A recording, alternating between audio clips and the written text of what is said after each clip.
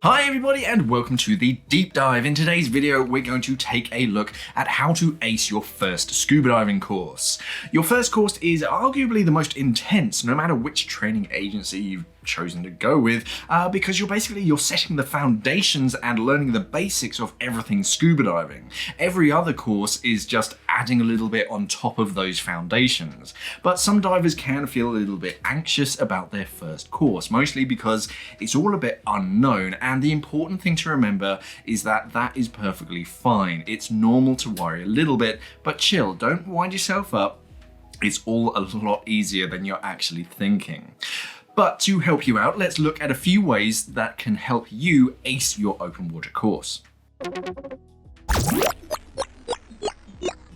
The first thing that you need to do is to do your homework as early and thoroughly as possible. You don't have to work out complicated mathematics in your head underwater or anything on your course, so don't worry about that, but you do need to understand the basics and how things work. So your course usually consists of 3 parts: your book and your classroom work, your pool work, and your open water work. Now, of course, they do need to be in that specific order, and you do need a basic understanding of what's happening to your sort of body underwater and how the equipment works first.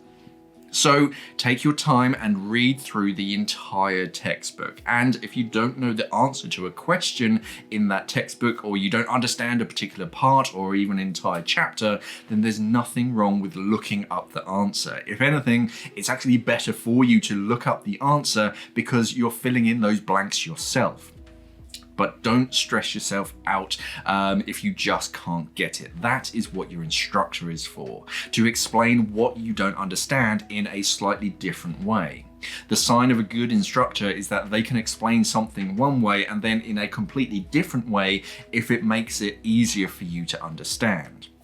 So when you're going through your classroom work, you'll go through various quizzes and tests to test your knowledge of the subject, and there'll be sort of similar questions to in your final exams. So go through your textbook and any other materials that you may have sort of with them, and that will alleviate some of your worries as well as making your course a lot easier too.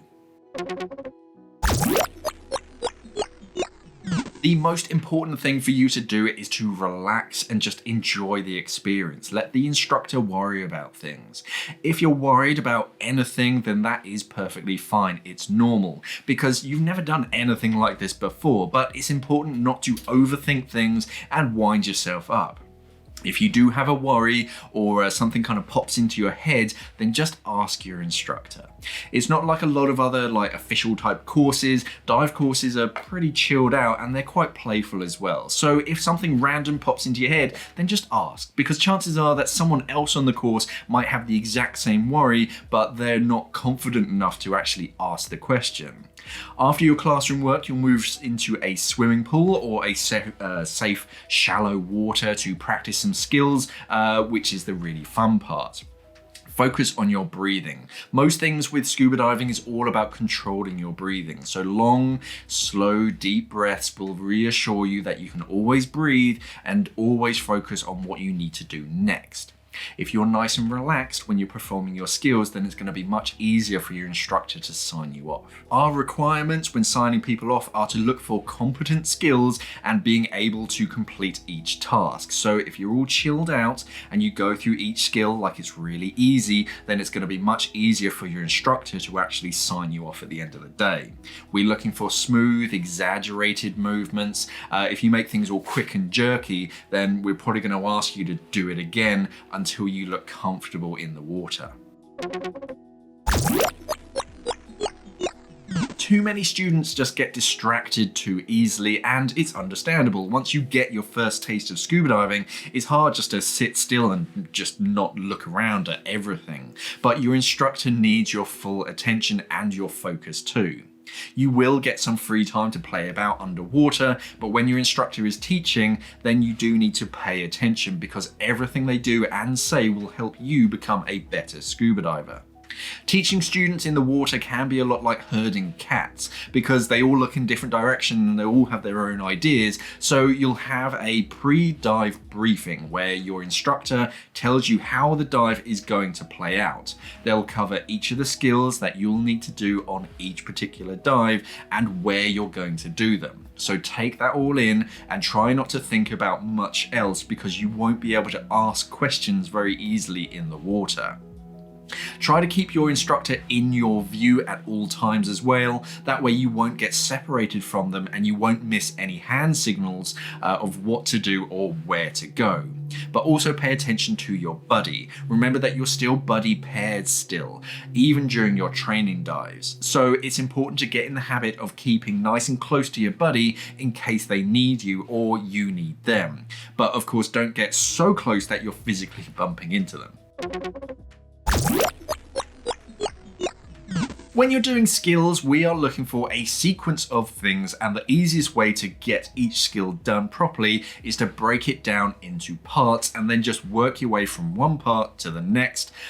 There's no particular rush in any of the skills, so when you're listening to your instructor, take note of each of the important parts that they're making note on.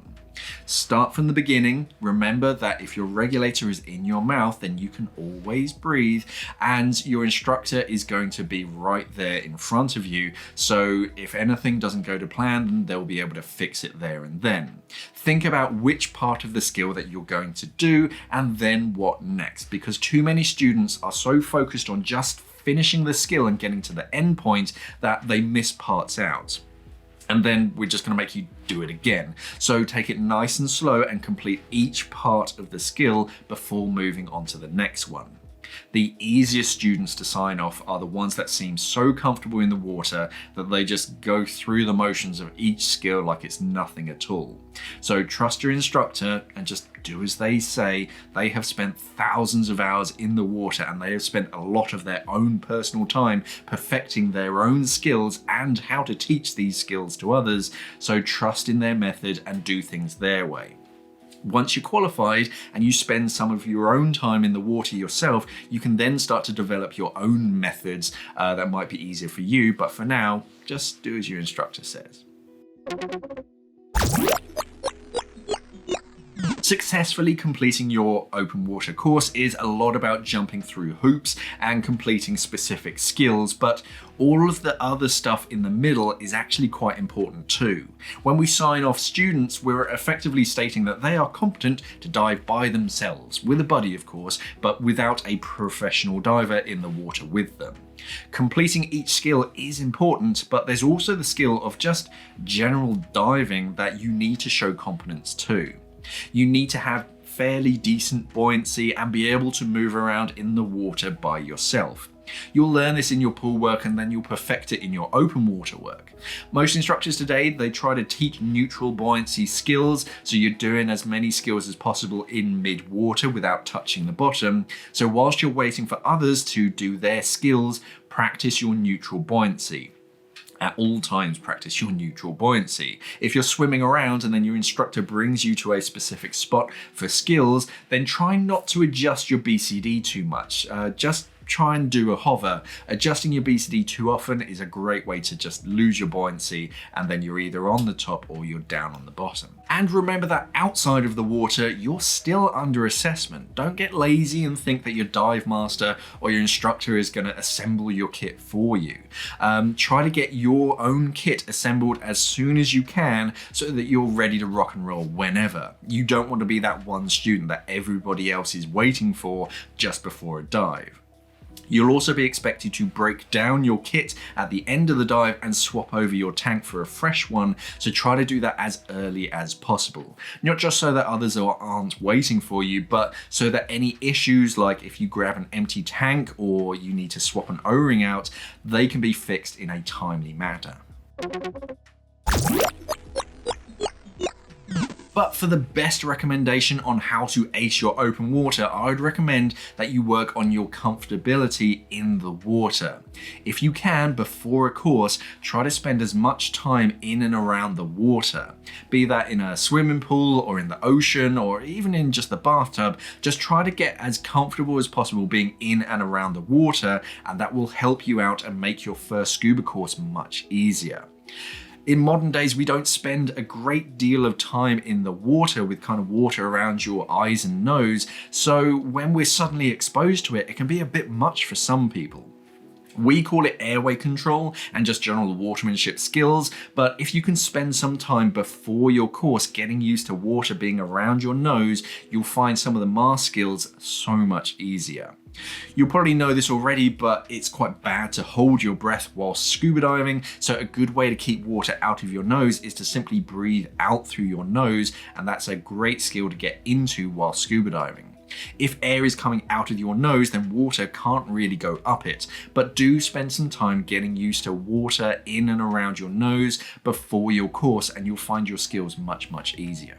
So hopefully that all should help you out a little way in your open water course. The best advice is just to build your comfortability in the water as much as possible and just pay attention and you'll do fine. But what worries you most about your open water course? Let us know down in the comments below and maybe we can help to alleviate those worries. And what tips for other new divers do you have to make their first course easier? Again, let us know down in the comments below.